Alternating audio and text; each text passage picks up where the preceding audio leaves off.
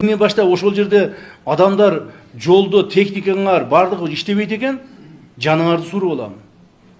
Болду эми. Минтранс надзорду күчөткүлөгөн, уктуңарбы? Местный орган власти ким аким ошол жерде? Я маалыматты бериңиз улуттук коопсуздук мамлекетине. Уктуңузбу? Канча техник иштеп атат, канча адам иштеп атат. Анан бар буларды чайын ичип келип алып туруп унчукпай тура бербестен.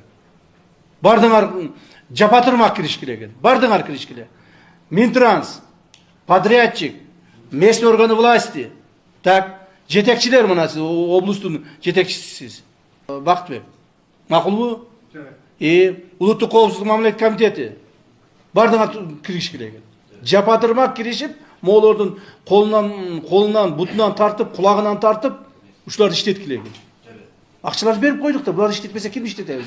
Же болбосо булар токтотуп баарын апарып камаш керек дагы, башка адамды алып келип коюш керек. Одно из них. Другого выхода нету. Смотри, Бакыт, я шутить не буду ни с кем. Честно говоря, я тебя не пугаю. Я тебе ачык бетиңе айтып атам.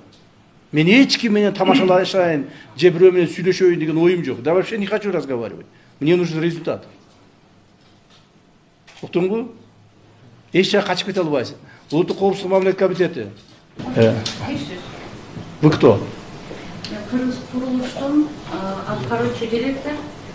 Садитесь, пожалуйста. Садитесь. Сиз өзүңүз айткансыз, туура эмес цифра болуп калса. Хорошо, пожалуйста, садитесь. Мындай кылгыла. Мен тапшырманы берип алайын, азыр эсиме чыгып кетти. Ушуларды ушу жетекчилердин бардыгына красные флажки установите на границах, чтобы они не выехали. Чтобы кийин буларды издеп биз көрүнгөн мамлекеттерден суруп таап келип жүрбөйлү.